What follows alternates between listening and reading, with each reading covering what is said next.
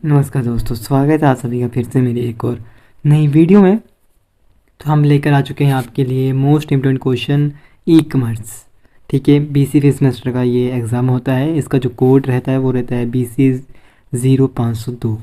ठीक है, तो हम इस वीडियो में बात करेंगे आपके इम्पोर्टेंट क्वेश्चन के बारे में। जो क्वेश्चन मैं आपको बताऊँगा, अगर आप उन क्वेश्चन को पढ़कर भी सिर्फ एग्ज़ाम में जाएंगे तो ईजिली पास हो जाएंगे। तो ई कॉमर्स में 4 यूनिट है, हर सिलेबस में 4 यूनिट होती है। ठीक है, तो यूनिट 1 में से आपने कौन से क्वेश्चन पढ़ने हैं 10-10 नंबर के लिए, 4-4 नंबर के लिए और 5-5 नंबर के लिए, कौन से क्वेश्चन आपने एग्ज़ाम के लिए तैयार करने हैं वो हम इस वीडियो में आपको बताएंगे। तो यूनिट 1 में से आपने जो सबसे पहला क्वेश्चन बनता है वो बनता है आपका ई कॉमर्स क्या होता है। ठीक है, मैं थोड़ा थोड़ा लिखूँगा, मतलब कि मैं बोलूँगा ज़्यादा और लिखूँगा कम। ठीक है, ई कॉमर्स क्या होता है, इसकी टाइप्स क्या है। ठीक है, ये बड़े में आ सकता है, इसकी एडवांटेज और डिसएडवांटेज। 10 नंबर का क्वेश्चन बन सकता है। क्वेश्चन आपको ऐसा आ सकता है कि व्हाट इज़ ई कॉमर्स क्या होता है, उसके टाइप्स क्या होंगे, 10 नंबर का। यह क्वेश्चन आपको ऐसे आएगा, ई कॉमर्स क्या होता है, उसकी एडवांटेज और डिसएडवांटेज क्या होती है। अब जो इसकी टाइप्स है वो आपको 4-4 नंबर में भी आ जाते हैं।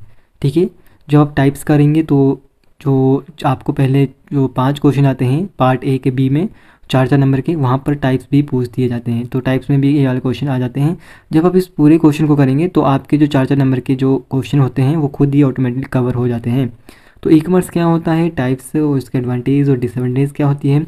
दूसरा क्वेश्चन यहाँ से बनता है 4 नंबर के लिए, सोशल इम्पैक्ट। ठीक है, social impact of e commerce. ठीक है, ये आपको 4 नंबर में आ सकता है। इसके साथ ही इसका आ सकता है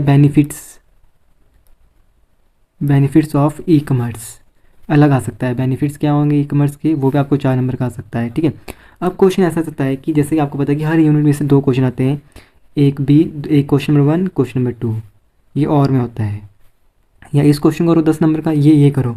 अब क्वेश्चन नंबर 2 आपको ऐसा भी आ सकता है कि ए पार्ट ये हो गया, बी पार्ट ये हो गया, 5 नंबर का ये हो गया, 5 नंबर का ये हो गया। इस तरह से भी क्वेश्चन पेपर, कई बारी क्वेश्चन ऐसा आ जाता है क्वेश्चन पेपर में कि वो पार्ट्स में दे देते हैं कि पार्ट्स ए में जो क्वेश्चन है वो 5 नंबर का होगा, जो बी में है 5 नंबर का होगा। इस तरह के भी एग्जामर क्वेश्चन पेपर डाल देता है। इसके साथ जो इसमें और क्वेश्चन जो मेन है वो है difference between e commerce and traditional commerce.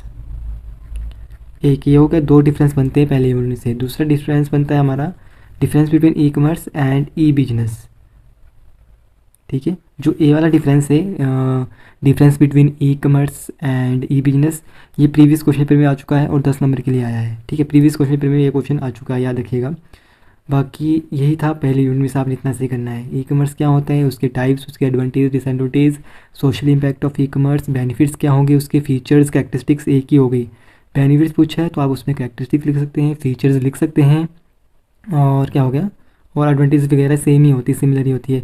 Difference between e commerce, traditional commerce and e commerce and E business में डिफरेंस। अब चलते हैं हम सेकेंड यूनिट में से, यूनिट 2। ठीक है, यूनिट 2 पे हम जा चुके हैं, यहाँ पहुँच चुके हैं यूनिट 2 में। तो यूनिट 2 में सबसे पहले क्वेश्चन जो बनता है, बड़ा जो क्वेश्चन बनता है वो बनता है consumer oriented application, e commerce application. ठीक है, ई कॉमर्स एप्लीकेशन ये बड़े नंबर में आएगा 10 नंबर के लिए। तो इस 10 नंबर की अकॉर्डिंग ही याद करना है आपने। ठीक है, 10 नंबर में आपको क्वेश्चन आ सकता है, या आपको 4 नंबर में भी इसकी डेफिनेशन पूछने के लिए आ सकती है। दूसरा क्वेश्चन जो इसमें बड़ा बनता है 10 नंबर का, वो बनता है कि व्हाट इज़ ऑनलाइन मार्केटिंग। ठीक है, ऑनलाइन मार्केटिंग या ऑनलाइन एडवर्टाइजिंग। ठीक है, एडवर्टाइजमेंट या एडवर्टाइजिंग या एडवर्टाइजमेंट क्या होता है, उसकी एडवांटेज और डिसएडवांटेज क्या होती है, मेरिट्स और डिमेरिट्स होती है, एडवांटेज और डिसएडवांटेज, तो आपको पता ही होगा। ठीक है, ये आपको 10 नंबर का आ सकता है। अब जब आप ऑनलाइन मार्केटिंग करेंगे ना तो उसमें एक कंसेप्ट आएगा आपको सोशल मीडिया का। तो सोशल मीडिया पर भी एक फुल फ्लैश क्वेश्चन आ सकता है, क्योंकि सोशल मीडिया के टाइप्स होंगे फिर बाद में, types of social media, Facebook, YouTube, Snapchat वगैरह एक्सेट्रा। तो इस क्वेश्चन को आपने इस तरीके से करना है कि ये क्वेश्चन आए तो अभी आप 10 नंबर के लिए कर सकें। अगर ये क्वेश्चन, इस क्वेश्चन के अंदर जो पार्ट दिया गया है सोशल मीडिया का, उस पर क्वेश्चन है तो भी आप हैंडल कर सकें। जब बड़े क्वेश्चन करेंगे छोटे क्वेश्चन ऑटोमेटिकली हैंडल हो जाएंगे। इसमें एक और कंसेप्ट है push and pull marketing. Push and pull marketing क्या होता है, ठीक है, ये भी क्वेश्चन है 4 नंबर के लिए आता है। एक और इसमें है गाइडलाइंस, ठीक है, जो मैं ये क्वेश्चन लिख रहा हूँ ना, गाइडलाइंस फॉर इंटरनेट एडवर्टाइजिंग, ये आपको प्रीवियस क्वेश्चन पेपर में भी मिल जाएगा, क्वेश्चन आया होगा, इंटरनेट एडवर्टाइजिंग, ठीक है, ये 4 नंबर या 5 नंबर का आ सकता है, जैसे मैंने आपको बताया है। मतलब कि गाइडलाइंस वाला जो क्वेश्चन है वो आपको 4 नंबर में भी आ सकता है और 5 नंबर में भी आ सकता है, ठीक है दोस्तों। और पुश एंड पुल मार्केटिंग कर लेना है, ये आपको बुक में से कहीं, बुक में कई क्वेश्चन ऐसे होते हैं जो मिलते नहीं हैं, तो आपने गूगल कर लेना है। इसमें एक और क्वेश्चन आ जाता है कई बार 4 नंबर के लिए भी, मर्सेंटाइल प्रोसेस, मर्सेंटाइल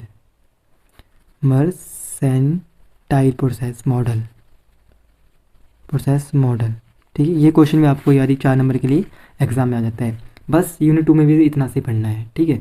उसके बाद आती है हमारे पास यूनिट नंबर 3। यूनिट नंबर 3 में आपने क्या पढ़ना है, इसमें मैं आपको सबसे बड़े क्वेश्चन जो आता है कि 10 नंबर का आएगा, वो पहला क्वेश्चन आएगा ईपीएस यानी कि इलेक्ट्रॉनिक पेमेंट सिस्टम क्या होता है, उसके टाइप्स, उसके आपने एडवांटेज कर लेनी है, डिसएडवांटेज कर लेनी है, करैक्टरिस्टिक्स कर लेनी है, फीचर्स कर लेने हैं, ठीक है। जब आप ये क्वेश्चन करेंगे ना, ईजी हो जाएगा आगे। जैसे आप इलेक्ट्रॉनिक पेमेंट सिस्टम आपको 4 नंबर में भी आ सकता है, उसके टाइप्स भी आपको 4 नंबर में आ सकते हैं, जो पहला पार्ट आता है। एडवांटेज कर लेनी है, डिसएडवांटेज कर लेनी है, फीचर्स करैक्टरिस्टिक्स सेम ही होती है, इजीली हो जाएगा। दूसरा क्वेश्चन इसमें आता है risk in electronic payment system, ये भी आपको 4 नंबर या 5 नंबर में आ सकता है क्वेश्चन। उसके बाद इसमें जो क्वेश्चन बनता है आपका, वो बनता है ईडीआई क्या है, उसकी एप्लीकेशन क्या है, ठीक है।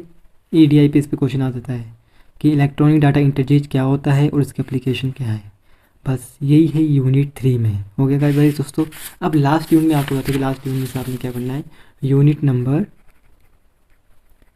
4 में आपने क्या पढ़ना है। सबसे पहला क्वेश्चन 10 नंबर के लिए बनता है, वो बनता है CRM क्या होता है एंड ECRM क्या होता है, इसकी प्रोसेस क्या है, ठीक है, इसकी एप्लीकेशंस क्या है, इसकी कंपोनेंट्स क्या है, ठीक है, ये आपने कर लेने हैं बड़े नंबर के लिए। दूसरा क्वेश्चन बनता है difference between ECRM and CRM, दूसरा क्वेश्चन बन गया। तीसरा क्वेश्चन आपको 5 नंबर का बन सकता है सिक्योरिटी पॉलिसी क्या होता है, 5 नंबर के लिए या 4 नंबर के लिए आपको आ सकता है सिक्योरिटी पॉलिसी। और उसमें एक और कंसेप्ट है CRM यूटिलिटी इन इंडिया, ये आपको प्रीवियस क्वेश्चन पेपर में भी आया है, ये वाले question CRM utility in India, ठीक है। ये वाला क्वेश्चन में आपको 4 या 5 नंबर के लिए आ जाता है एग्ज़ाम में। इसके अलावा 2 क्वेश्चन और ऐसे हैं जो आपने पढ़ लेने हैं, ई-कॉमर्स सिनेरियो इन इंडिया। अब इस क्वेश्चन को आपने क्या करना है कि अकॉर्डिंग टू आपने 5 नंबर के लिए करना है, अगर हो सके तो 10 नंबर के लिए भी कर देना, क्योंकि ये 10 नंबर में भी आ सकता है question, ecommerce scenario in India 10 number का क्वेश्चन बन सकता है, पर ऐसे 5 नंबर के लिए भी आ सकता है। पर आपने क्या करना है, 10 नंबर के लिए याद करना है, 5 नंबर का आएगा तो आप 5 नंबर के लिए भी लिख सकते हैं, ठीक है। अगर आपने 5 नंबर के लिए याद किया होगा तो आप 10 नंबर के लिए नहीं लिख सकते, तो इसलिए आपने 10 नंबर के अकॉर्डिंग इस क्वेश्चन को याद करना है। दूसरा क्वेश्चन इसमें छोटा आ सकता है, फायरवॉल क्या होता है, ठीक है, ये आप 4 नंबर के लिए कर सकते हैं, 5 नंबर के लिए कर सकते हैं। ये था आपका ई-कॉमर्स के मोस्ट इंपॉर्टेंट क्वेश्चन। अब ऐसा क्या होता है, कई बार ऐसा भी होता है कि जो क्वेश्चन मैंने बताए हैं, इन क्वेश्चन के अलावा भी कोई क्वेश्चन एग्जाम में आ जाते हैं, या कोई कंसेप्ट मुझसे रह गया हो जाता है, मिसअंडरस्टैंडिंग हो जाती है कई बार कि कोई मैं इंपॉर्टेंट जो क्वेश्चन होता है वो बताना वीडियो में भूल जाता हूँ, तो आप उसे खुद हैंडल कर लीजिएगा। अगर आपको लगता है कि ये टॉपिक भी इंपॉर्टेंट है, एग्जाम में आ सकता है, तो उस टॉपिक को भी आप खुद तैयार कर सकते हैं, कमेंट कर सकते हैं कि ये टॉपिक रह गया है, इसे भी आप इंक्लूड कर दीजिएगा, ठीक है। तो कई बार हो जाता है कि कोई क्वेश्चन छूट जाता है, तो बस इतना सा सिलेबस है, आप इसको 1-2 दिन में 1-1.5 दिनों में कवर कर सकते हैं। बाकी जो क्वेश्चन आपको बुक में नहीं मिलेंगे, ऑनलाइन लीजिए, ऑनलाइन सब कुछ मिलता है। बाकी इतना सा पढ़ के जाएंगे तो अभी आप इजीली पास हो जाएंगे, ठीक है। अगर अभी भी कुछ डाउट्स हैं तो आप मुझे बता सकते हैं। अगर हाँ रही बात आपकी कि प्रीवियस क्वेश्चन पेपर कहाँ से मिलेंगे, तो इसके लिए आपको हमारा टेलीग्राम क्या बोल रहा हूँ मैं यार दोस्तों, जल्दी में ना हर कुछ बहुत ज़्यादा है, ठीक है। इसके लिए आपको हमारा टेलीग्राम चैनल ज्वाइन करना पड़ेगा, लिंक डिस्क्रिप्शन में दिया है, वहाँ पर जाइए, टेलीग्राम को ज्वाइन कीजिए।